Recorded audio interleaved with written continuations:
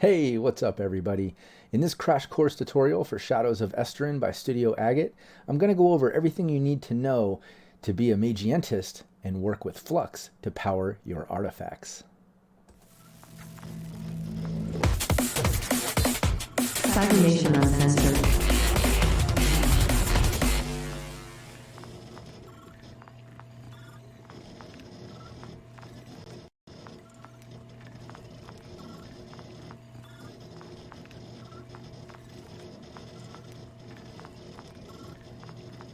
All right, so I'm pretty excited about this one because a Magientist is probably one of my favorite profession options in Shadows of Esteren. A Magientist is pretty much like a scientist and a mage, I guess, like combined, or maybe magic and science. So a magientist, like a mage, and I don't know. I'm working on wordplay there, but ultimately, I mean, you can see just from this imagery I'm showcasing. This is one of my favorite sort of character drawings from the rule book. You can see it kind of looks like a scientist. It has that mechanical hand. He even has those optical glasses, which is again more artifacts. We'll get into that in a moment. But yeah, it's kind of like a mage scientist. They work with science. They're the most modernized character in the setting, in the lore, in the world. Probably the more scientific or modern option as far as a profession when you choose that. And check out the character creation video I made. That I dabble a little bit in choosing a Magientist, but yeah, it's again probably one of my favorite character options. They come with options of either extracting and refining flux, which powers their artifacts, or maybe buying it. They use artifacts, which are kind of like these magical science tools or whatever. So I don't know, it's just pretty interesting, especially in a sort of fantasy setting, to have a character that works in science and uses these interesting tools and items. I just love it. I love the clash, especially being that my main brand, Cybernation Uncensored, is based in cyberpunk and that sort of dystopian future. I feel like a Magientist is like a little touch of that dark future dystopian vibe or whatever in this fantasy game. So I just love it.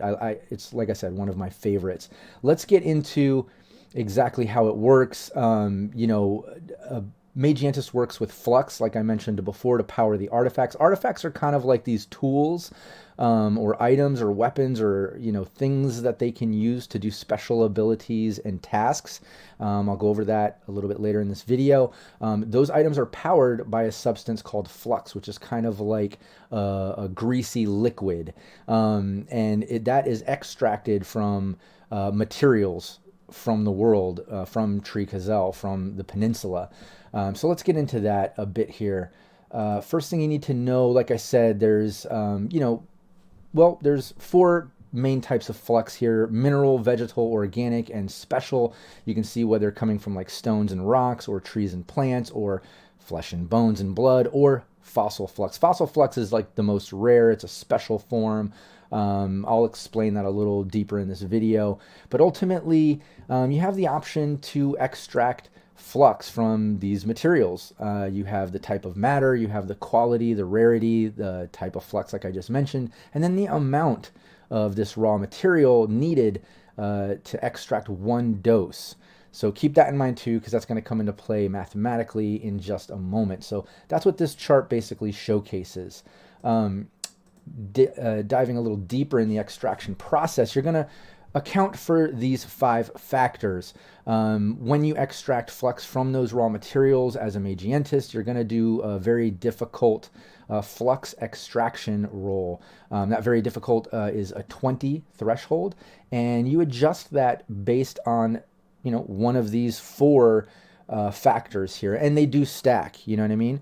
So, like for instance, if you spend one day extracting this flux, you have no adjustment to that 20. But if you spend a good week doing it, you get a +6 to your roll. So that difficulty 20 now really is a 14. You know what I mean? But then it depends, how many doses do you want to get? Are you trying to make 4d10 doses, or just 1d10, or just one? And again, you adjust that roll. Then technical equipment. Do you have bad equipment or excellent equipment?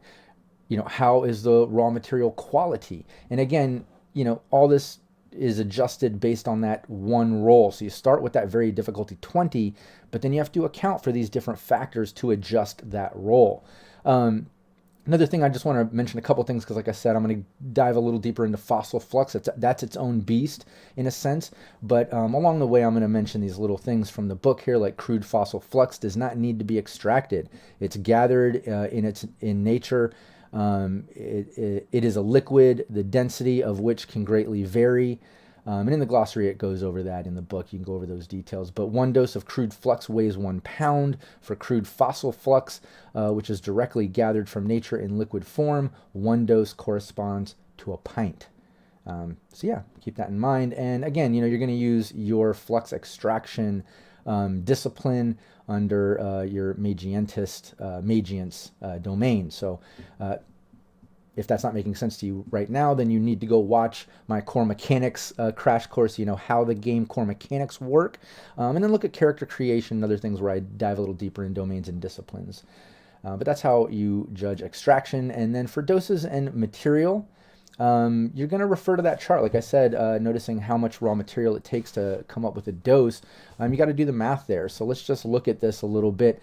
Let's say a Magientist who wants to come up with 1d10 doses.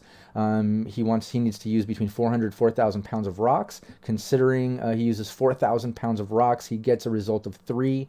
Meaning he can use 4,000 pounds of rocks, about 35 cubic feet, to obtain 3 doses of mineral crude flux. And you see how that corresponds to that chart I showed earlier. When you look at the amounts in which material, you look at all your adjustments, obviously, to get that roll, but this is how you come up with the doses and stuff. So therefore, any surplus of raw material invested is lost in any operation of extraction, but it is, however, impossible to obtain more doses than the invested mass allows for. An example of this is, like, let's say that Magientist only uses 2,000 pounds of rocks and rolls an 8 on a d10. He would only have gotten 5 doses of crude flux, since a minimum of 3,200 pounds is needed to obtain 8 doses. And again, if you look back at that chart, you'll see, like here on stones and rocks and stuff, it takes 400 pounds to come up with 1 dose.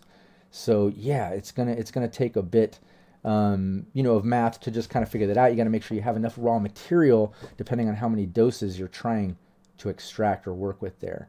The other thing that's going to come into play are, skills, equipment, and workers. So the extraction of crude flux must always be undertaken with the appropriate tools and technical equipment. The flux extraction discipline exclusive to Magientists includes skills to maneuver and use such equipment. Workers are often trained by Magientists in using these machines and extracting crude flux. They must have a minimum of 1 in Magients in that domain, as well as discipline in the craft or science domain. Machineries of extraction are then considered as a particular type of artifact. I'm going to get into artifacts in a moment, but you see, it's not that simple either. Like, it's not just getting the material, extracting it. You need the right equipment. The quality of that equipment matters, and then workers. You need some help. So extracting is a bit of a deal. So if you're a Magientist,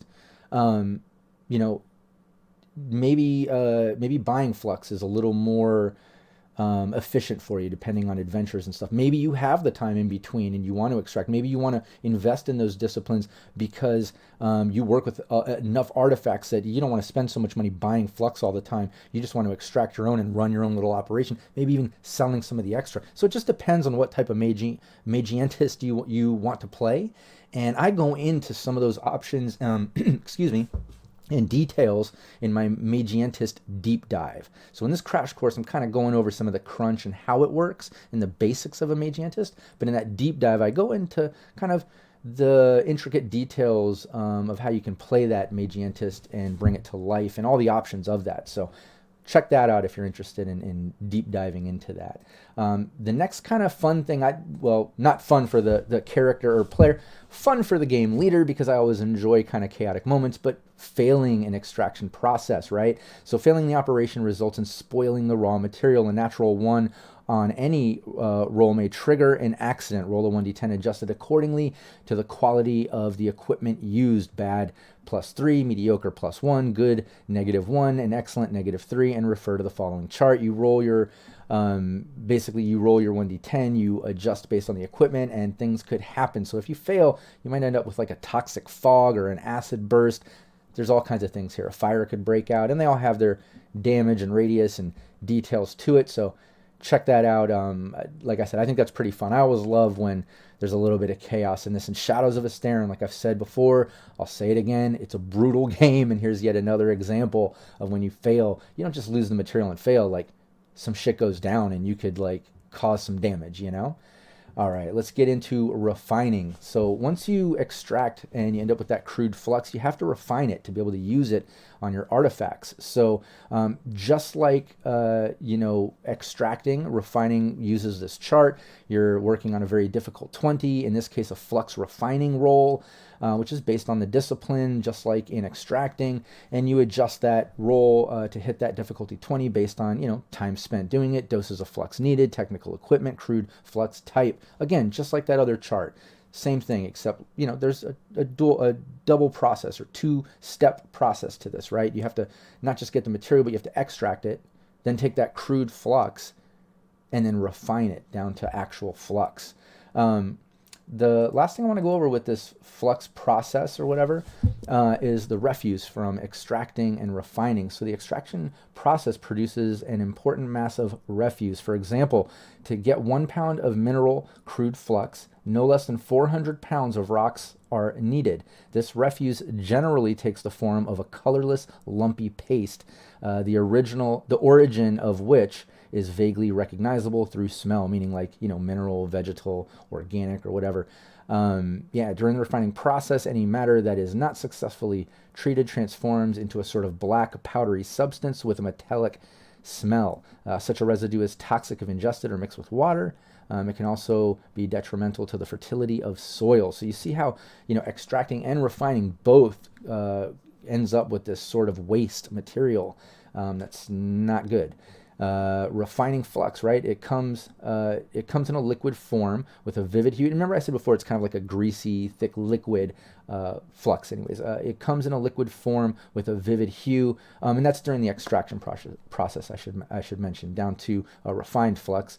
Again, it comes in a liquid form with a vivid hue that varies according to its origin. So bluish for mineral, purplish for organic, greenish for vegetal, and warm yellow for fossil. 1 dose of refined flux is generally equivalent to 3 ounces. Now, I mentioned fossil flux being its own beast, having its own sort of, details about it. Here it is right here. As rare as it is, precious fossil flux has 3 essential qualities. It does not need to be extracted and can be directly refined. It's richer in energy than other fluxes. With some rare exceptions, it can power any artifact, no matter the type of flux it usually requires. And I'm going to go over that in a moment, because artifacts require particular flux types depending on what artifact it is. But as you see, fossil flux can pretty much power anything. In terms of energetic efficiency, 1 charge of fossil flux is the equivalent of 3 charges of any other type of flux. Therefore, an artifact will work thrice as long with fossil flux, or will spend thrice as less charges, rounded down, when it is activated. So let's get into that a bit. Let's get into the artifacts and how that works. The first thing, artifacts, like I mentioned, they're like a tool or a weapon or an item that does a special task or, ability or whatever. And there's little stats and details about each artifact. I'm going to dive into that after I go into switching it on, because the first thing that's important is making sure that you can correctly make use of the artifact, which requires 2 things: switching it on and using it. It's also possible to repair it if it's damaged. I'll go over that, like I said, in a moment when I dive into all the stats and details about artifacts. But switching it on, most artifacts must be switched on before they can be used. Not all, but most. A complicated 14 switching on roll is necessary when a character deals with an artifact for the first time.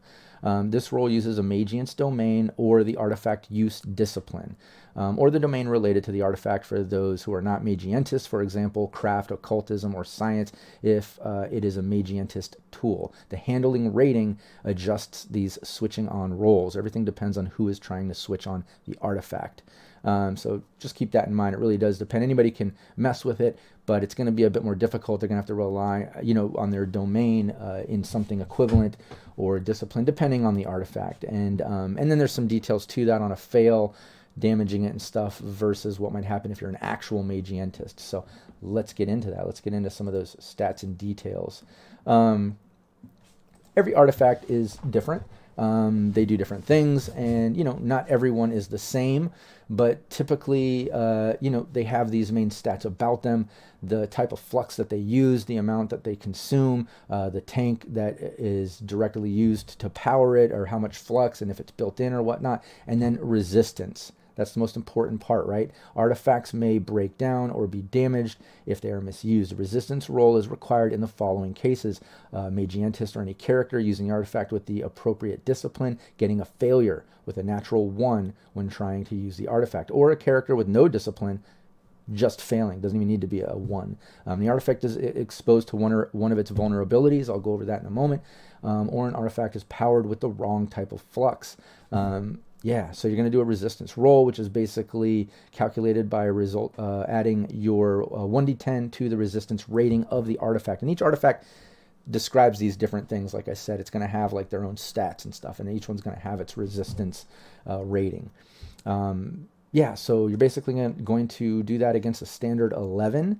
And let's take this right from the book so I don't miss any important key points here. But standard 11. Should she succeed, the artifact works properly, but the resistance drops by 1 point. So every time you use an artifact, you're going to drop that resistance rating by 1 point.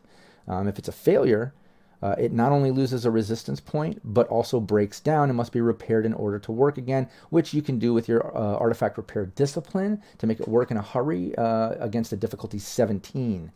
So that's going to be pretty rough. But anyways, you at least have a chance to at that point. And it takes 1 round to get that fixed. A success means that the artifact starts working again. And like I said, it takes a round. A failure results in additional damage, meaning that the resistance point will drop by another point.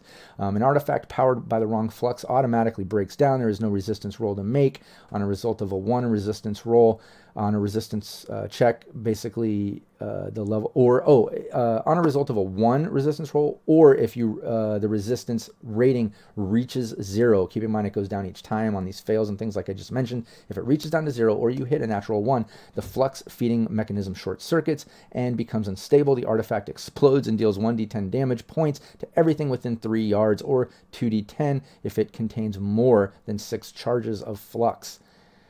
So again, yet another example of how this game is brutal, and just failing doesn't mean it breaks. You have to repair it, or it messes up. Like you could potentially deal some damage. This flux is dangerous. And then vulnerability, that's going to be on each artifact. It's going to talk about, whether it's vulnerable to different things like humidity, heat, cold, impact, lighting, things like that, elements, all that stuff. Each one's going to have its own like little details about it. And then handling. Remember I mentioned about, starting it up for the first time, and then handling is also important, depending on if you're a Magientist or not. So each artifact is going to have its own little detail about handling. There's a potential to get like +3 in bonuses or -6 in penalties, depending on the artifact and who's handling it. So each artifact is going to have all these little details, and it's not the be-all end-all either. There's a whole list of them, but you can make up your own. If you check out the campaign that I ran, you'll see the playlist link there at the end of this video. You'll know that I invented a sort of a heating nebular artifact that was used to kind of heat wintry frozen earth so they could grow their gardens, and they surrounded it with these heating nebulars and stuff. Nebulars being these sort of lights. But again, I'm getting ahead of myself. Get the book, dive in, check out all those artifacts, and you'll see what I'm talking about. The last thing I want to go over is buying Flux, all right? So, like I said before, on the deep dive, I go into the options and ways to play a Magientist, but maybe you don't want to extract and refine and get into all that. Maybe you don't have the time as a character, right? Maybe the game's just constant adventures and you just don't have the time to get into that, in which case, just buy it.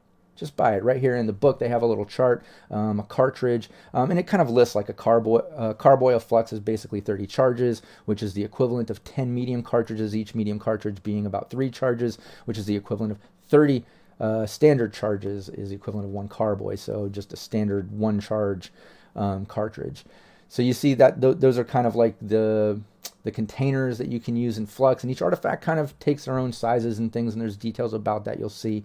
But you see here the different prices too. Each kingdom has their own prices. You'll see the 3 different kingdoms. So depending on where you are in the peninsula of Tree-Kazel, will determine the average price that they are worth if you need to buy them from a merchant or somebody. So there you have it. That's a quick little crash course on one of my favorite profession options, the Magientist. I absolutely love this character, and I hope you do too. Make sure you leave me a like, a comment, a share, and check out that deep dive on Magientists as well. And yeah, I'll see you in the next one. Take care.